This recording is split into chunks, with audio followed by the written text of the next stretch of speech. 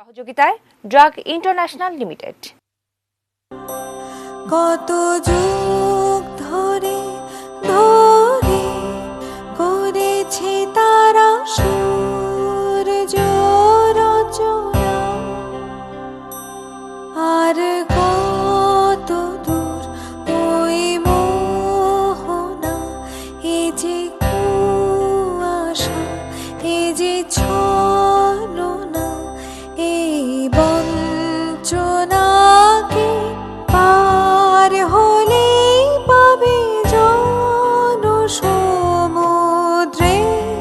ঠিকানা। আলোর পথযাত্রী, এ যে রাত্রি, এখানে থেমো না।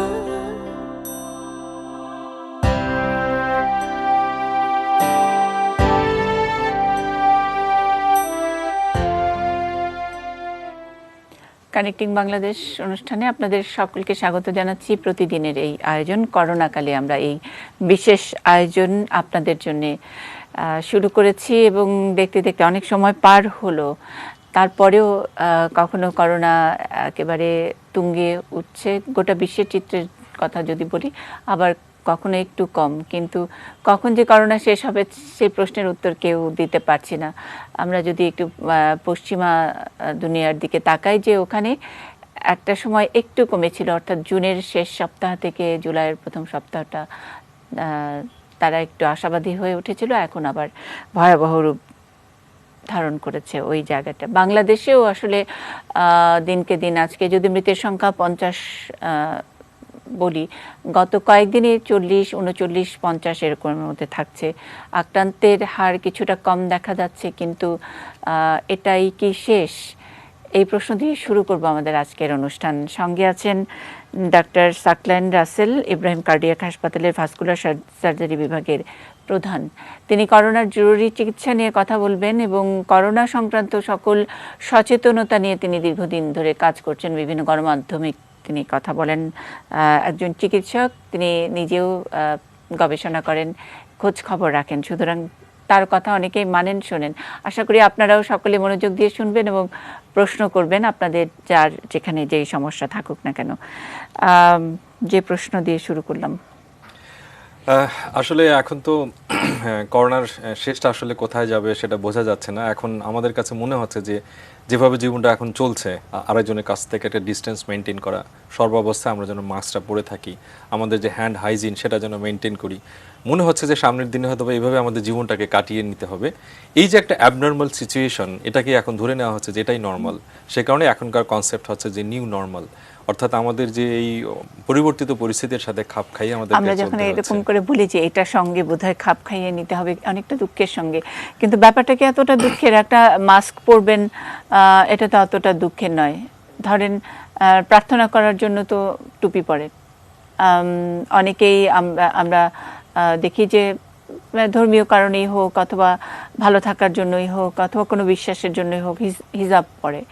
তো যদি একটা ভাইরাস থেকে দূরে রাখার জন্য সবাই মিলে একটা এক টুকরা কাপড় নাকের ওখানে রাখতে পারবো না কেন?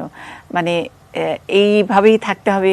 এবং এটা কিন্তু অনেক ভালো দিক আছে, কারণ যেমন দেখবেন যারা অ্যাজমার পেশেন্ট, তারা কিন্তু যে পরিবেশের যে ধুলোবালি, কিংবা আমরা ঢাকা শহরের কথা যদি চিন্তা করি, আপনি ধূমপান করেন না, কিন্তু আমাদের গাড়ি ঘোড়া থেকে যেই পরিমাণ দূষিত জিনিস বের হয়, আপনার মাস্ক কিন্তু সেখান থেকেও আপনাকে প্রোটেক্ট দেয়, এবং আপনি দেখবেন অ্যাজমার পেশেন্ট কমে গেছে। জি, আমি এইটাই প্রশ্নটাই জিজ্ঞেস করতে চেয়েছিলাম। অনেক চিকিৎসকরা আসেন আমাদের এই অনুষ্ঠানে এবং অনেকে এটা বলেছেন যে তাদের স্টাডি যে এই বছর অন্য বছরের সঙ্গে যদি তুলনা করি, অ্যাজমা, এরকম অ্যালার্জি, ধুলার থেকে যে অ্যালার্জি হয়, সেসব পেশেন্ট একেবারে মোটের উপর পাচ্ছেনই না। হ্যাঁ, এটা আসলে করোনা যে সবকিছু খারাপ এসছে তা না, কিছুটা ব্লেসিং তো আছেই। হয়তোবা আমাদের এটার সঙ্গে একটু অ্যাডজাস্ট করে নিতে হবে। তারপর আমার কাছে যেটি মনে হয় যে বিজ্ঞানীরা তো কেউ বসে নাই, আমরা নিত্য নতুন সুখবরগুলো পাচ্ছি এবং হঠাৎ করে দেখবেন যে অনেকগুলো সুখবর আমরা একসঙ্গেই পাবো। কিন্তু ততদিন পর্যন্ত নিশ্চয়ই আমাদেরকে এই নিউ নর্মাল লাইফের সাথে অ্যাডজাস্ট করে নিয়ে আমাদেরকে চলতে হবে। মানে নিউ নর্মালটা যদি হয় যে একটু বারবার করে হাত ধুবো আর মাস্ক ব্যবহার করব, আর অযথা মানে খুব কাছাকাছি বা একটু দূরত্ব মেনটেন করা, সেটা তো অভ্যাসের মধ্যে আমাদের হয়ে যাবে।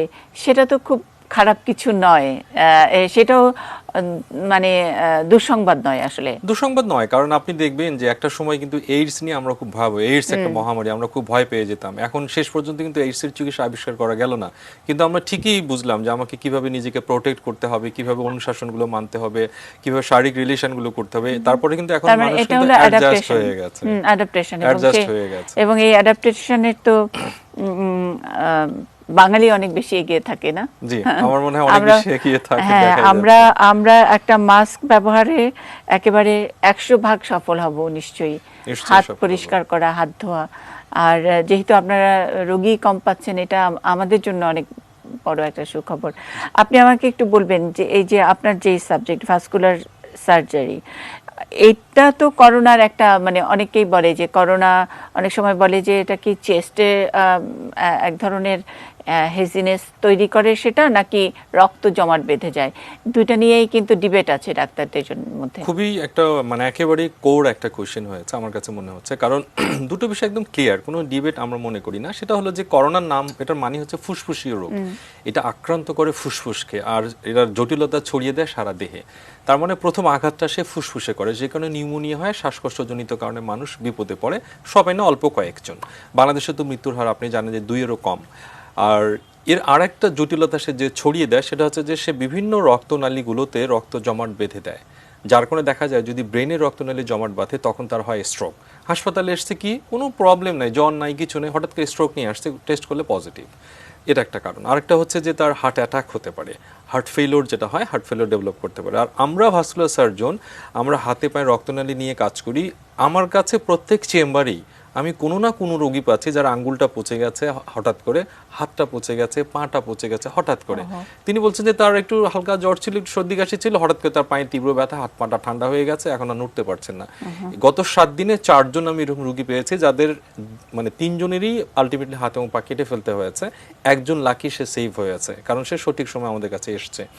তার মানে সেকেন্ড মৃত্যুর কারণটা কি দেখা গেছে যে আসলে রক্ত জমাট মানে, কিন্তু ওনারা কি করোনা পজিটিভ ছিল? ওনারা 2 জন পজিটিভ ছিল, বাকি 2 জন ফার্স্ট টেস্টে নেগেটিভ এসেছে। কিন্তু তার চেস্ট এক্সরে, আপনি যেটা বলেন যে ফুসফুসের মধ্যে দাগ দেখা যাচ্ছে, একদম ক্লিন কাট দেখা যাচ্ছে যে তার করোনা হলে যে সমস্ত উপসর্গ থাকে হুবহু তার চেস্টে সেগুলো আছে। কিন্তু অনেক সময় ফলস নেগেটিভ, আমরা ফলস নেগেটিভ হিসেবেই তাদেরকে ধরে নিয়েছি। কিন্তু এই যে হাত পা কেটে ফেলতে হলো, তার মানে ওই যে রক্ত জমাট বেঁধে গেছে, এবং সেটাকে বোঝার কোনো উপায় থাকে না? মানে হ্যাঁ, এটা খুবই সহজ। মানে এটা হয় কি যে একজনের হার্টের মধ্যে যদি রক্তটা জমাট বেঁধে যায়, ওটা তো প্রবাহের মধ্যে থাকে, সে ছুটে যেতে চায়।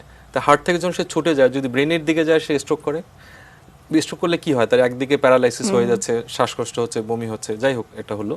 হার্ট অ্যাটাক হলে তো আমরা সবাই বুঝি যে বুকের মাঝখানে একটা চেপে ধরার মতো ব্যবস্থা হয়। আর হাত পা পচে গেলে যেটা হয়, তিনি ভালো মানুষ, বসে আছেন, হালকা একটু সর্দি কাশি ছিল, তার হঠাৎ করে হাতে তীব্র ব্যথা, এতটা ব্যথা যে কোনো ওষুধে যায় না। তখন কি করেন তারা? দেরি করেন কিভাবে? প্রথমে নিজে ওষুধ খান ফার্মেসি থেকে এনে, এরপর ডাক্তারের কাছে যান, তিনি হয়তো একটা এক্সরে এমআরআই করতে দেন, ততক্ষণে আরেকটু ওটা রিপোর্ট আসছে, আরেকদিন চলে যায়। তারপরে যখন 3 দিন পরে যখন কিছুই পাওয়া যায় না, তখন তারা পালস নিয়ে দেখে যে পালস নাই, হাতটা ঠান্ডা হয়ে গেছে, হাতটা সক্ষম হচ্ছে না। এরকম যদি কারো ব্লক হয়, আমরা ভাস্কুলার সার্জন বলি যে আপনার হাতে 8 ঘন্টা সময় আছে, কিন্তু 8 ঘন্টার মধ্যে দেখেন আপনি রোগীরা অটোমেটিক্যালি 3 দিন 4 দিন দেরি করে ফেলে। এই দেরি করার কারণে কিন্তু মানে কিন্তু লে পারসন যারা, মানে সাধারণ মানুষের, আমরা জ্বর কাশি সর্দি হলে বুঝি একটু হার্টের, আপনাদের অনুষ্ঠান দেখতে দেখতে একটু হার্টের ব্যথাটাও একটু হয়তো তাড়াতাড়ি বুঝতে পারি, কিন্তু এটা তো মানে 8 ঘন্টার মধ্যে তো এটা বোঝার, এমনিতেই তো একটু নেগলিজেন্স থাকে আমাদের মধ্যে, আচ্ছা হার্টের ব্যথা, একটা প্যারাসিটামল খেয়ে বসে থাকে। এটা স্পেসিফিক মানে একেবারে এটা বোঝার জন্য কি পরামর্শ দিবেন আমাদেরকে? আমি প্রথমে পরামর্শ দিব যে কারো যদি হাত এবং পায়ে ব্যথা হয় এবং সে ব্যথাটা খুবই তীব্র, উনি যেন একজন ডাক্তারের কাছে, মানে অনেক সময় কি মাসল একটু শক্ত হয়ে যায়, সেগুলো হঠাৎ করে তার হাতটা একদম ফেটে যাচ্ছে, ব্যথা হচ্ছে, এরকম একটা ব্যথা। আচ্ছা, কিন্তু মানে স্টিফনেস, মানে শক্ত হয়ে যায়, লোহার মতো হয়ে যায়, ওরকম কিছু হবে না? ওরকম হবে না, শক্ত হয়ে যাবে না, তীব্র ব্যথা হবে। ওই সময় যদি উনি ডাক্তারের কাছে যান, কিছুই না, সেই ডাক্তার যদি দেখেন যে তার পালসটা আছে কিনা, পালস দেখতে 1 মিনিটের ব্যাপার একজন ডাক্তারের জন্য। যদি পালস ঠিক থাকে তাহলে উনি অন্য লাইনে চিন্তা করতে পারেন, কিন্তু যদি উনি পালস না পান, প্রথমে মাথা হিট করতে হবে যে তার থ্রম্বোএম্বোলিজম বা রক্ত জমাট বেঁধে গেছে। এটা গেল ডাক্তারের ক্ষেত্রে। আর সাধারণ মানুষ কিভাবে বুঝবে? হঠাৎ করে মানে আপনার হাতে ব্যথা হলেও পালস না পেতে পারে আসলে, হ্যাঁ, তাহলে বেঁচে থাকবে কিভাবে? 8 ঘন্টা, যে 8 ঘন্টা পরে মারা যায়। অর্থাৎ আমরা যদি চিন্তা করি যে রোগটাকে চিন্তা করি, একজনের হার্টের রক্তনালী বন্ধ হয়ে গেছে, তাহলে হার্টের নিচের দিকে আর রক্তটা যাচ্ছে না, তখন ওই হার্টের ওই মাংসটা ব্যথা হয়, মাংসটা তখন অক্সিজেনের অভাবে কান্নাকাটি করে, ওইটাই ব্যথা, ওইটাই হার্ট অ্যাটাক। একই ঘটনা যদি ব্রেনে হয়, ব্রেনের রক্তনালীটা ফেটে রক্ত বের হয়েছে কিংবা ওইখানে রক্ত যাচ্ছে না, হঠাৎ করে বন্ধ হয়ে গেছে, তাহলে যে অংশটা রক্তটা যাচ্ছে না সেই জায়গায় যে ঘটনা ঘটে ওটা স্ট্রোক। একই ঘটনা যখন পায়ে হয় বা হাতে হয়, আমার হাতের এই পর্যন্ত যাচ্ছে না, তখন নিচের অংশটা কালো হয়ে যায়, ঠান্ডা হয়ে যায়, তীব্র ব্যথা হয়, তখন বোঝা যায় যে তার এটি নষ্ট হয়ে গেছে। ইভেন আমরা, আপনি আসলে অবাক হবেন, একজন মহিলা আমার জীবনের সবচেয়ে কষ্টদায়ক, তার ছোট বোনের বিয়ে ছিল, সে হলুদ মেখে, হাতের হলুদ মেহেদি মাখা আছে, সে মনে করেছে যে বোনের বিয়ে, আমি আজকে আবার ডাক্তারের কাছে নিজে নিজে ওষুধ খেয়েছে। পরের দিন যখন ডাক্তারের কাছে এসেছে, তাদের সন্দেহ হয়েছে, আমার কাছে পাঠিয়েছে 3 দিন দেরি, এবং মেহেদি লাগা একটা হাত আমাকে কেটে ফেলতে হয়েছে। এই যে একটা ব্যাড স্মৃতি। এবং সবচেয়ে বড় কথা হচ্ছে প্রতিদিন আমরা এই রোগী পাই, কিন্তু আমরা সব মানুষকে বোঝাতেও পারি না, আর এই বিষয়টা না অনেক মানুষ বোঝেও না, আর এই সাবজেক্টটা সম্পর্কে মানুষের ধারণাও নেই। দ্যাটস ওয়াই কিন্তু প্রতিনিয়তই এরকম ঘটনা ঘটছে। কিন্তু আমরা করোনা নিয়ে এত কথা বলছি, তার মধ্যে এটাও কিন্তু বারবার আমরা বলি যে রক্ত জমাট বেঁধে যায় কোথাও, কিন্তু আসলে এত ইনফরমেশনের নয়েজ হচ্ছে, আসলে পরিষ্কার করে বুঝেন। এই কারণে আমি আরো একবার আপনাকে বলতে বলছি এটা, যে এই শক্ত হয়ে যাওয়াটা কিভাবে বুঝবো। আমি আবার একটু বলি, সেটা হলো যে আপনার এই চ্যানেলে কিন্তু রিপোর্ট হয়েছে যে একজন লোক করোনা আক্রান্ত সন্দেহে তিনি পরীক্ষা করবার জন্য লাইনে দাঁড়িয়েছিলেন, হঠাৎ করে অজ্ঞান হয়ে পড়ে মারা গেছেন। এই ঘটনা বাংলাদেশের মানুষ জানে, কিন্তু আপনাদের কারণেই সাংবাদিকদের কারণে জেনেছে। আমি মনে করি যে তার আসলে তার রক্তনালী জমাট বেঁধে গিয়েছিল, এটা তার ক্ষেত্রে, কারণ তার তো নিউমোনিয়া হয়নি, তার আগে সে মারা গেছে, তার মানে রক্ত জমাট বেঁধে হঠাৎ করে স্ট্রোক হয়ে বা লাংসে রক্ত জমাট বেঁধা চলে গিয়ে মারা গেছে। এখন এই যে মারা যাচ্ছে হঠাৎ করে কেন, একটা হলো যে হাতে পায়ে যদি কোনো কারণে তার ব্লক হয়, এই ব্লকটা কিভাবে হবে, হার্ট থেকে রক্তটা জমাট বাঁচে ছুটে আমার হাতে এসছে, এখানে এসে রক্তটা আটকা পড়েছে, তাহলে তো নিচের দিকে আর রক্ত যাবে না। নিচের দিকে যখন রক্ত যাবে না, তখন এই অংশটা রক্তের অভাবে ভুগবে, এটাকে আমরা বলি ইসকেমিয়া বা ইসকেমিক পেইন। অর্থাৎ অঙ্গ যখন রক্ত পাবে না, সে কেঁদে উঠবে, এই অঙ্গের কান্নাটাই হচ্ছে ব্যথা, তীব্র ব্যথা হবে, এবং তিনি ব্যথার ওষুধ খাবেন, যাচ্ছে না, কিছুক্ষণ পর দেখবে যে তার হাতটা একটু নীলচে কালচে হয়ে যাচ্ছে, এবং একটা সময় দেখবে যে তার হাতটা ঠান্ডা, এই হাতের থেকে হাতটা অনেকটা ঠান্ডা। এই তীব্র ব্যথা নীলচে বা কালচে হওয়া, আর যদি ঠান্ডা হয়, সেটা হাত হোক কিংবা পা হোক, উনি যেখানে যে অবস্থায় আছেন উনি যেন চেষ্টা করেন একজন ভাস্কুলার সার্জনের কাছে আসতে, অথবা ব্যথা হলে হাতে পায়ে তীব্র, কখনোই নিজে নিজে ওষুধ না খান, মিনিমাম একজন সার্জনকে বা একজন এমবিবিএস ডাক্তারকে দেখান। এবং তিনি যদি আজকের প্রোগ্রামটি দেখে থাকেন, তিনি যেন ডাক্তারকে বলেন যে ডাক্তার সাহেব, আমাদের তীব্র ব্যথা, আমার একটু পালসগুলো চেক করে দেন। অনেক সময় ডাক্তাররাও তো বিভিন্ন ভাগ আছে, তারা নাও জানতে পারে। এটি করলে আমার কাছে মনে হয় যে অনেকের হাত পা বেঁচে যাবে। এবং আপনি বিশ্বাস করবেন না, আমার কাছে একজন পেশেন্ট, সে আমার ফেসবুকে লেখা দেখে আর এক পেশেন্টকে নিয়ে এসে বলতেছে, স্যার আমি নিয়ে আসছি 6.5 ঘন্টা হয়েছে, এখনো 8 ঘন্টা হয়নি স্যার, আপনি বলছিলেন 8 ঘন্টা। এবং সেই পেশেন্টের হাতটা বেঁচে যায় যেহেতু রক্ত। আরেকটা যেটা হয় যে দুর্ঘটনায় আমরা অনেক সময় রক্তনালী কেটে যায়, তখনও কিন্তু 8 ঘন্টা সময় থাকে ওটা জোড়া দেওয়ার, 8 ঘন্টা দেরি করলে প্রবলেম হয়। এখন ব্রেনের ক্ষেত্রে না কয়েক মিনিট থাকে, হার্টের ক্ষেত্রে কয়েক মিনিট, হাতে বা পায়ের ক্ষেত্রে আল্লাহ করেছে কি বিভিন্ন বিকল্প রাস্তা রেখেছে, সে কারণেই হাতে এবং পায়ে সহজে মানুষ ব্লক হলেও 8 ঘন্টা পর্যন্ত সময় পাওয়া যায়। আপনি দেখবেন অনেক সময় বলি না যে আপনি ব্যায়াম করেন, ব্যায়াম করলে আপনার হার্ট ভালো থাকবে, এই কথাটা কিন্তু অনেকে মানুষ বোঝে না। অনেকে দেখবেন যে ব্যায়াম করে তার হার্টে 100% ব্লক, কোনো প্রবলেম নেই, কারণ কি ব্যায়াম করার কারণে তার মূল রাস্তা ব্লক হলেও সাইড রাস্তাগুলো অনেক চাঙ্গা হয়ে যায়, তখন সে ব্লক হলেও সে দিব্যি সুস্থ থাকে। একজন আছেন ফোনে, একটু শুনে নেই। হ্যালো, আসসালামু আলাইকুম। ওয়ালাইকুম সালাম। জি, আমি মোহাম্মদ স্বপন বলছি। জি, টাঙ্গাইল থেকে। জি বলেন। মানে আমার আব্বুর সমস্যা, ঠিক আছে, মানে গত 15 তারিখ থেকে মানে ওনার একটু সমস্যা হলেও মাথায়, মানে মাথা ঘোরায়, মাথা বার হয়ে থাকে, ঠিক আছে। আচ্ছা, তো ডাক্তারের কাছে গেছিলাম, 2বার গেছিলাম। একবার গেছিলাম আমার ঘাটাইল সদরে, ঘাটাইলে। তারপর উনি ওষুধপাতি পরীক্ষা নিরীক্ষা দিছে, উনি বলছে যে শূন্যতা, ঠিক আছে। যা দিছে ওগুলা খাওয়াইছি, খাওয়ানোর পরে কোনো মানে পরিবর্তন নাই। বললো তাহলে আপনি এই করেন, মেডিকেলে যান, মেডিকেলে গিয়ে হয়তো রক্ত দেওয়া লাগতে পারে। পরে মেডিকেলে গেছি যে আপনার টাঙ্গাইল সদরে সেবা ক্লিনিকে। আচ্ছা,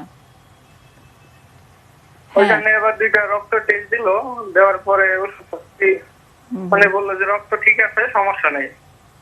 পরে ওষুধটা লিখে দিল, এটি খাওয়াইতেছে কিন্তু কোনো পরিবর্তন নেই।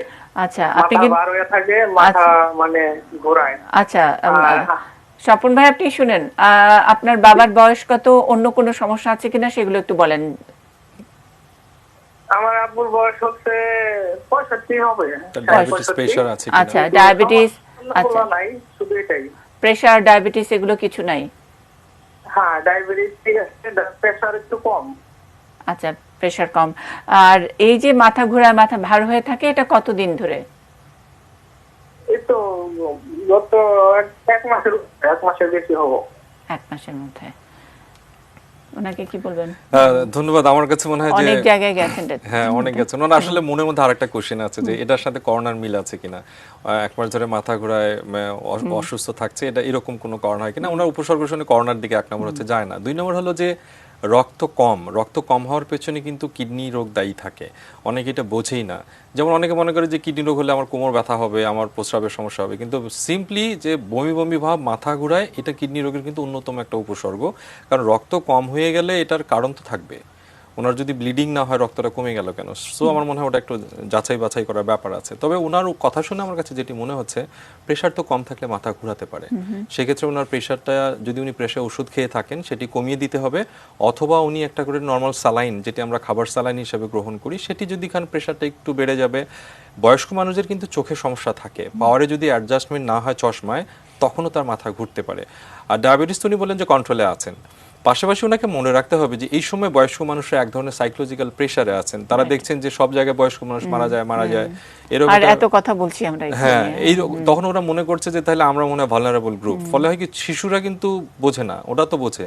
ফলে ওনারা এক ধরনের টেনশনে থাকেন, যাই ঘটছে মনে করে করোনা না তো, এরকম একটা ফিলিংস হচ্ছে, এবং তাদের ভালো ঘুম হচ্ছে না। সো ওনার যদি ঘুম না হয়, সেটাও একটা কারণ হতে পারে। সেজন্য আমার মনে হয় যে প্রথম কথা হলো যে ওনাকে নিয়ে ভয় নাই।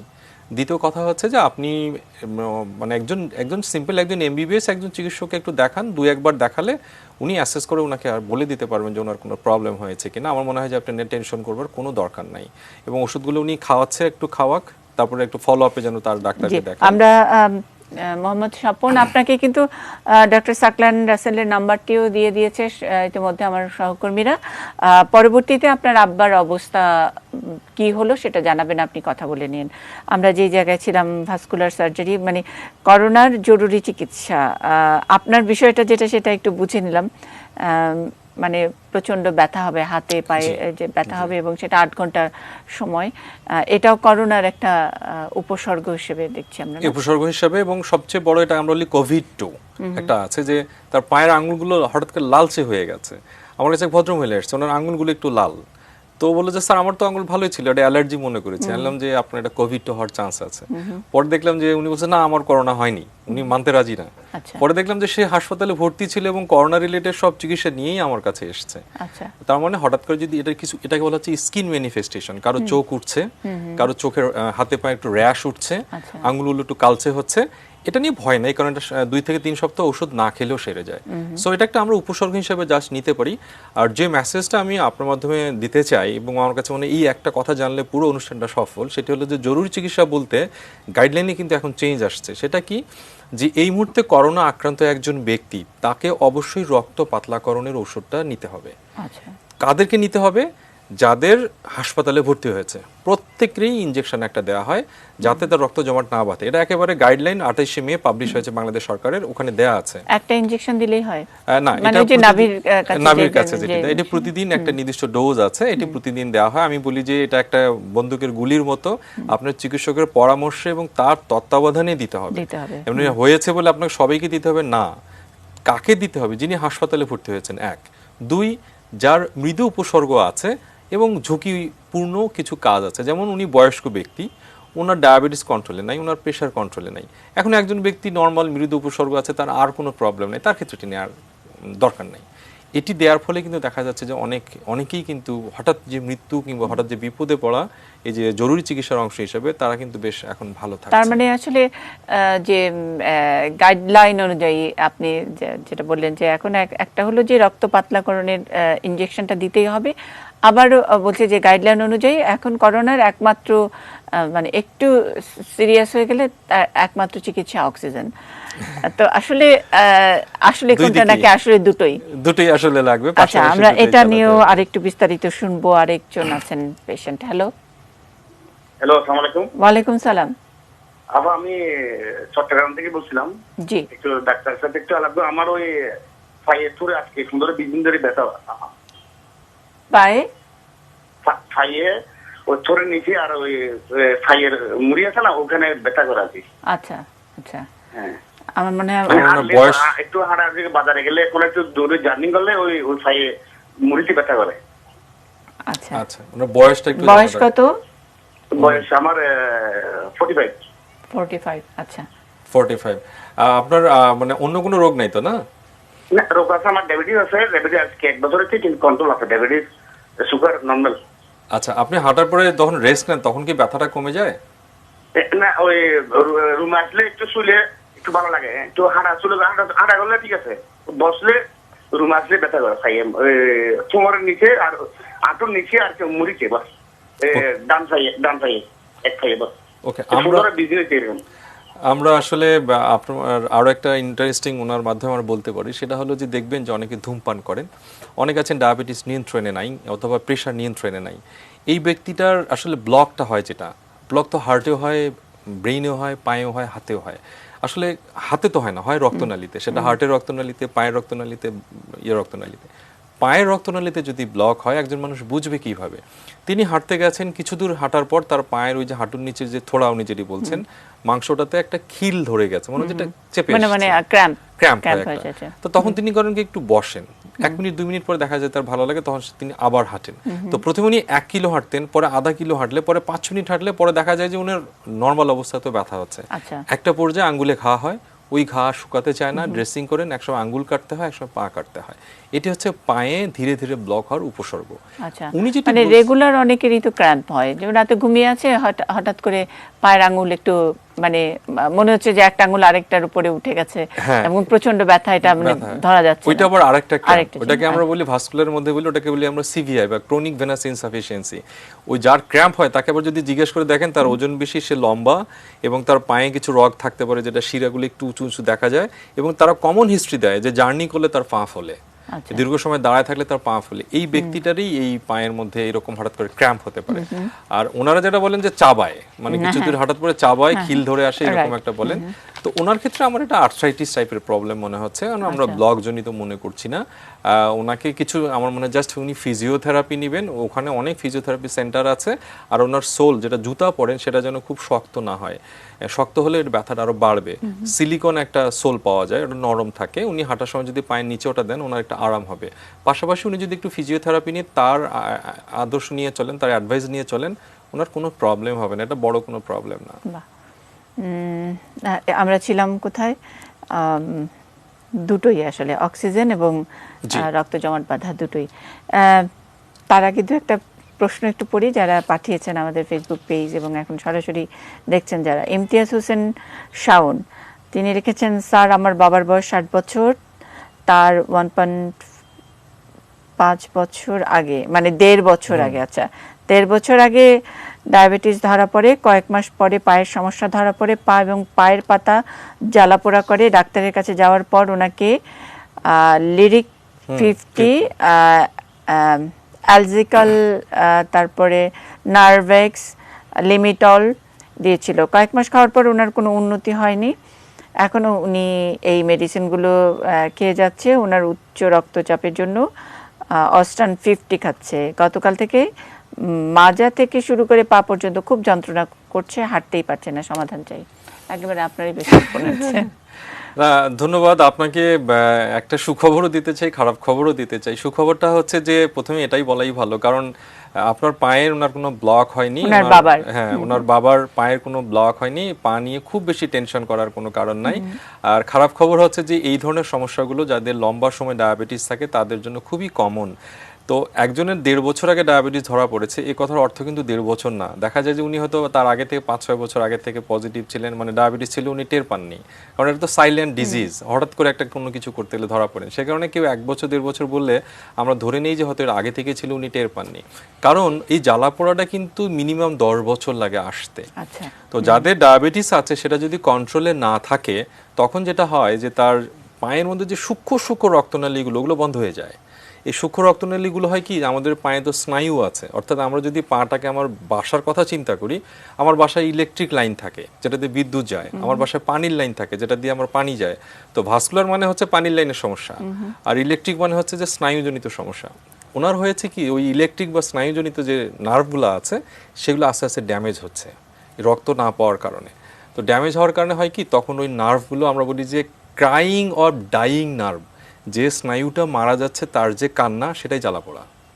তো এটা যেটা দেখা যায় যে শোয়ার সময় বেশি হয়, আচ্ছা। এবং ফ্যান একটা ছেড়েছে, ওনার পায়ে জ্বালা পোড়াটা বেশি হচ্ছে। এই ধরনের রোগীদের ক্ষেত্রে আমরা আসলে 100% ভালো করার কোনো পথ এখন পর্যন্ত সারা পৃথিবীতে নাই, বাট কষ্টগুলো কমানো যায়। সেটা কি, একটা হচ্ছে ওনাকে স্ট্রিক্টলি ডায়াবেটিসটাকে কন্ট্রোলে রাখতে হবে, এ ব্যাপারে ওনার কোনো ছাড় নাই, ডায়াবেটিসটা যেন ভালোভাবে কন্ট্রোলে থাকে। 2 নম্বর হলো যে এই রোগীগুলো না পায়ে অনুভূতি থাকে না।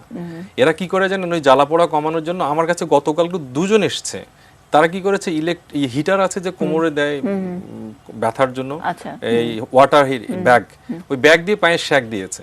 তো পায়ে তো অনুভূতি নাই, তো শ্যাক দেওয়ার পর তো সে তো ব্যথা কিরকম হয়েছে সে তো বুঝে নাই, পুরো শেকের কারণে তার পাটা পুড়ে গেছে এবং সে বোঝেই নাই, ডিপ বার্ন হয়ে গেছে। আমার কাছে প্রায় এরকম রোগী আসে। এরকম রোগীর ক্ষেত্রে সবাইকে বলি যে তীব্র ঠান্ডা বা তীব্র গরম দিলে একটু সাময়িক আরাম হয়, এটা করেন অনেকে, এটি করা যাবে না। আপনাকে যেটা করতে হবে, হালকা কুসুম গরম পানি দিয়ে একটু সেক দিতে পারেন, কোনো অবস্থাতে যেন সেটি গরম না হয়। এখন যেই রুগীটা, তার পা দিলে তো সে বুঝবেই না যে এটা গরম না ঠান্ডা, তার হাতটা দিতে হবে, কিংবা তার সহকারীকে হাত দিয়ে বুঝতে হবে যে এটা গরম না ঠান্ডা আছে। উনি যে ওষুধটা খাচ্ছেন এটা ওনার জন্য খুব ভালো। উনি যদি মনে করেন 50-এ কাজ না হয়, এই লাইডিকটা উনি দরকার হলে এটাকে 100-এ নিতে পারেন, 75-এ নিতে পারেন, দরকার 150, 200, 300 পর্যন্ত আছে, উনি ওনার প্রয়োজন মতো বাড়িয়ে নেবেন। আর তার মানে গ্র্যাজুয়ালি বাড়াবেন। এখন পাওয়া লাইরিকটা 50 খাচ্ছেন, না হয়তো 100 করে নেবেন। পাশাপাশি আমরা ভিটামিন B1, B12, B6 নামে একটা ট্যাবলেট আছে, এই কম্বিনেশন আছে, বিভিন্ন নামে পাওয়া যায়, কোথাও আছে ভাইটাবিয়ন, কোথায় নিউরো বি, কোথাও টিপিসি, অনেক নামে আছে। যে কোনো ওষুধটা 2 বেলা খেলে কন্টিনিউয়াসলি উনি খাবেন। আর পাশাপাশি যদি খুব বেশি প্রয়োজন হয় একটু ফিজিওথেরাপি নেবেন। এইটা করলে হবে কি, ওনার কষ্টটা কিছুটা কমবে, কিন্তু তিনি যেন কখনো আশা না করেন যে আমি টোটালি আমার পাটা ভালো হয়ে যাবে। এবং এনার কিন্তু একটা সময়, যদি উনি এখন থেকেই ডায়াবেটিস কন্ট্রোলে না রাখেন, ওনার পায়ের অনুভূতি কমে যাবে। পায়ের অনুভূতি যদি কমে যায়, উনি রাস্তায় ঘষা খাবেন, ই করবেন, ও করবেন, ওনার প্রবলেম হবে। এবং ওনাকে মনে রাখতে হবে যে ওনার পাটা হচ্ছে মুখ। আমরা বলি যে ডায়াবেটিস রোগীর পা হচ্ছে তার মুখ। মুখকে আমরা যেরকম আয়না দেখে যত্ন করি, পাটাকে দেখে তাকে যত্ন করতে হবে। একজন ফোনে আছেন অনেকক্ষণ ধরে। হ্যালো হ্যালো, আসসালামু আলাইকুম। ওয়ালাইকুম সালাম। আমি বরিশাল থেকে বলছিলাম, লাভলি। জি বলেন। আমার ডান হাতের কাঁধের ওখানে প্রচন্ড ব্যথা, আর চুল বাঁধা বা নিচে করা, কোনো কিছু ওজন করা, এটা কিছু করতে পারি না। আর বাম হাতের রিং ফিঙ্গার যেটা, ওইটা শক্ত শক্ত হয়ে যাচ্ছে। আচ্ছা, গরম পানি দিয়ে একটু নাড়াচাড়া করলে আর একটু ভালো লাগে, আবার ব্যথা। আচ্ছা, সেই 2-3 বছর আগে আমি পিজি থেকে আমার ডান হাতে রাত্রে বাঁকা হয়ে যাইতো, সেজন্য আমি একটা ভ্যাকসিন দিয়ে আসছিলাম পিজি থেকে।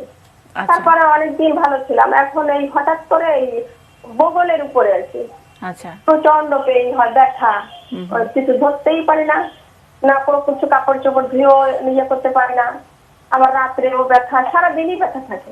আচ্ছা, এইটা আচ্ছা, আমি যে এখন পরামর্শগুলো দিচ্ছি আমার এই বোনের সাথে নাও মিলতে পারে, বাট এই প্রসঙ্গক্রমে আমি নিয়ে আসছি, উনি যেন মনে করে যে আমি ওনাকে না বলছি। সেটা হলো যে একটা রোগ আছে, এটাকে আমরা বলি সোমাটোফর্ম ডিসঅর্ডার। সোমাটোফর্ম ডিসঅর্ডারটা কি, আপনার মনের যে নানামুখী যে জটিলতা, টেনশন, দ্বন্দ্বগুলো শরীরে প্রকাশ পায়। তো তো খুবই ইন্টারেস্টিং। হ্যাঁ, উপসর্গে প্রকাশ পায় এবং এটাকে আমরা বলি সোমাটোফর্ম ডিসঅর্ডার। তো আমার কাছে যখন এরকম আসেন, মানে ওনার কাছাকাছি উপসর্গ, উনি যেন মনে না করেন যে আমি ওনাকে বলছি, কারণ ওনার হাজবেন্ড ওনার পাশে শুনতে পারেন।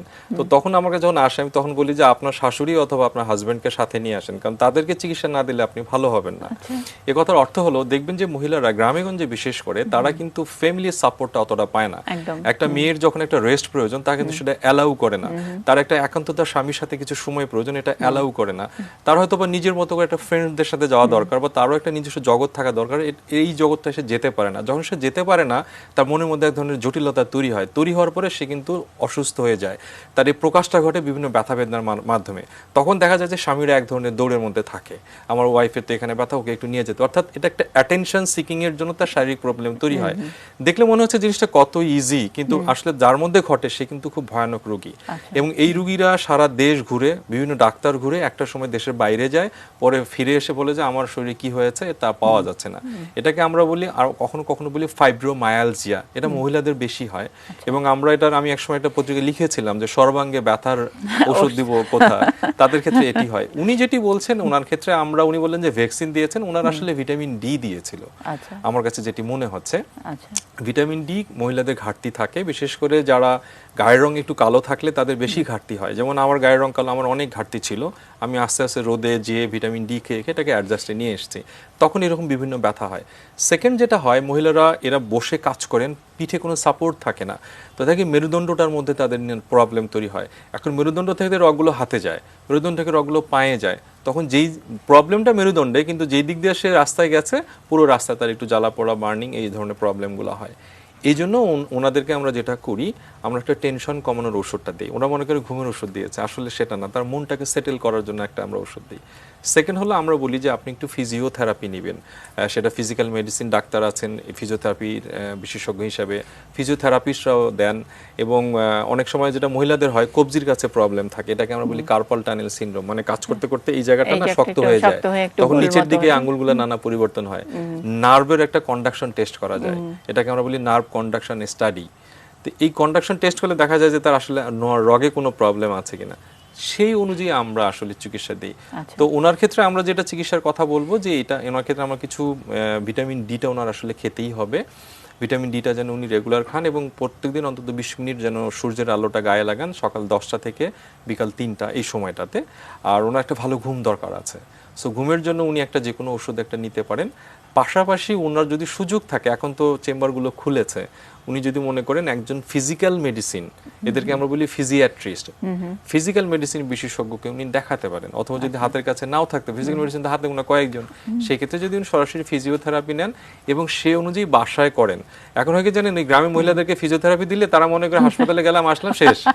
আমি বলি যে ফিজিওথেরাপি মানে হচ্ছে কি, ফিজিওথেরাপি মানে হলো যে আপনার গাড়িটা নষ্ট হয়ে গেছে, আপনাকে ধাক্কা দিয়ে চালু করেছে, এরপরে রান করার দায়িত্ব আপনার, আপনি তো ড্রাইভার, বাসায় সেটা করতে হবে।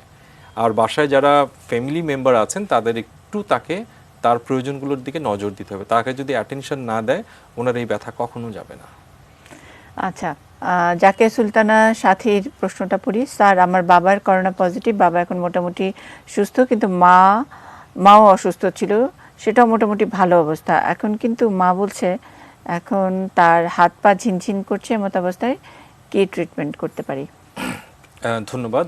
এটি একদম কমন সিনারিও। সেটা হচ্ছে যে করোনা চলে যাচ্ছে, মন থেকে কিন্তু আতঙ্ক যাচ্ছে না। অনেকে বলছে যে আমি তো নেগেটিভ হয়েছেন, ঠিক আছে, কিন্তু ওই করোনার সময় তার যে মানসিক ক্রাইসিস, করোনা একবার হয়েছে, সে কিন্তু মোটামুটি মৃত্যুকে কাছে থেকে দেখে এসছে, কারণ সে খবরগুলো পাচ্ছে। সেকেন্ড হলো যে তাকে আইসোলেটেড থাকতে হয়েছে 14 দিন 21 দিন, সে টোটালি অন্যের কাছে আলাদা থেকেছে। এই সময় সে এক ধরনের মানসিক প্রবলেম তৈরি হয়েছে, অ্যাংজাইটি, টেনশন, অর্থাৎ সোজা কথায় স্ট্রেসটা যায় না। এই স্ট্রেসের বহিঃপ্রকাশ হচ্ছে ঘুম হচ্ছে না, খুব দুর্বল লাগছে, হাত পা ঝিমঝিম করছে, এগুলো। আমি ওনাকে একটা কথাই বলবো, সেটা হলো যে আপনাকে মনে করতে হবে যে আপনার একবার পজিটিভ হয়েছে, বাজারে অনেকগুলো কথা যে আবার হতে পারে, এই সংখ্যাটা কিন্তু খুবই রেয়ার জিনিস নিয়ে আমি কেন টেনশন করবো, আমি তো টেনশন করার দরকার নেই। সো আপনি মোটামুটি শুকরিয়া আদায় করতে হবে যে আমার হয়েছে, ইয়াস, আমার শরীরে এখন অ্যান্টিবডি আছে, আমি এখন যা কিছু করতে পারবো। যেমন আমাদের একটা ডক্টর, সে বলছে স্যার আমি পজিটিভ হয়েছিলাম, এখন যেখানে করোনা রোগী থাকে আমাকে ওখানে ডিউটি দেন, এবং সে রেগুলারলি ডিউটি করছে। বলে যে আমি থ্যাঙ্কস গড, এক ধরনের কনফিডেন্স গ্রো করে। হ্যাঁ, এবং সে সে ওই সময় সে অসুস্থতার সময় বলেছে যে আল্লাহ আমি যদি সুস্থ হয়ে যাই আমি করোনা রোগীদের সেবা করবো, এবং সে তাই করছে, ডক্টর আমাদের একজন। তো আমার মনে হয় যে আপনার সেই খুশি হওয়া উচিত, আমার শরীরে এখন রোগ প্রতিরোধ ক্ষমতা এখন তৈরি হয়েছে, আমি একজন ফাইটার, আমি জয়ী, আমি একজন গাজী। সেকেন্ড হলো যে আপনার তারপরও যদি আপনি একটু ব্রোমাজিপাম গ্রুপের ওষুধ আছে, একটু ঘুমের জন্য ভালো, বয়স্ক মানুষরা এটা কোনো সাইড ইফেক্ট ছাড়াই খেতে পারেন। ব্রোমাজিপামের গ্রুপের ওষুধ বাজারে 5 টাকা 6 টাকা দাম, অন্তত 7টা থেকে 10টা দিন আপনি যদি খান দেখবেন যে অ্যাংজাইটি, ঝিমঝিম এগুলো অনেকটাই কমে আসবে। এবং স্বাভাবিক খাবার খাবেন, স্বাস্থ্যবিধি আগের মতোই মেনে চলবেন, এবং চেষ্টা করবেন যে আপনার বন্ধু বান্ধব আপনজন সবার সাথে এখন একটু স্বাভাবিক রিলেশনে আসতে। আমাদের হাতে একদমই সময় নাই, আগে যে পয়েন্টটাতে ছিলাম 1 মিনিটে শেষ করতে হবে।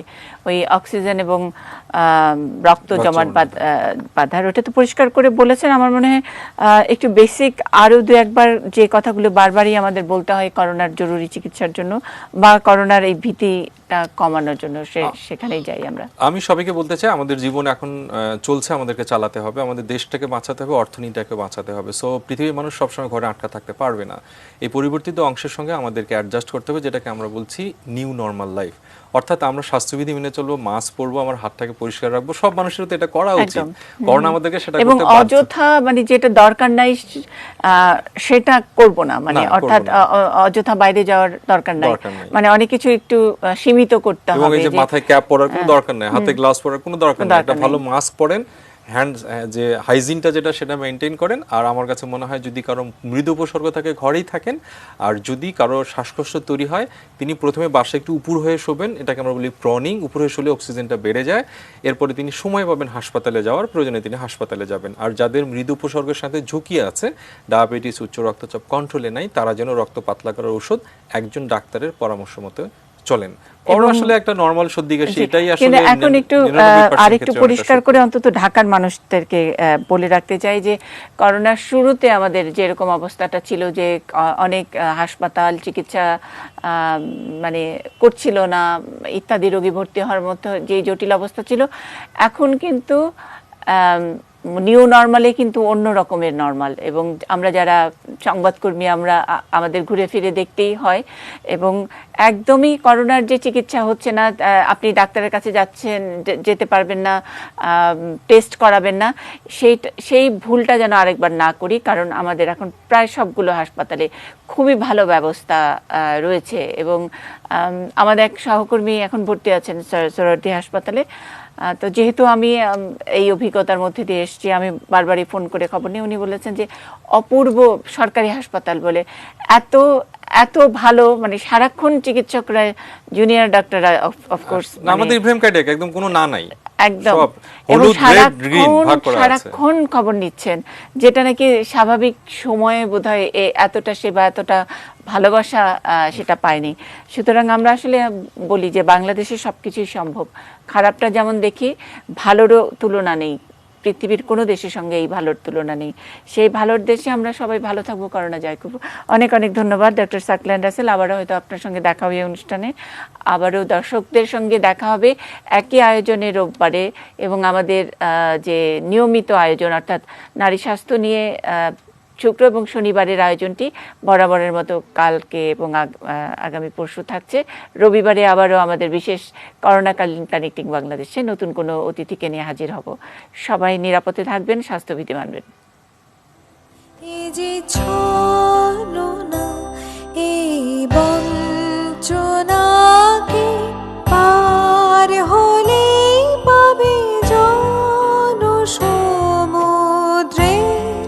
ঠিকানা। আলোর পথযাত্রী, এই যে রাত্রি, এখানে থেমো না।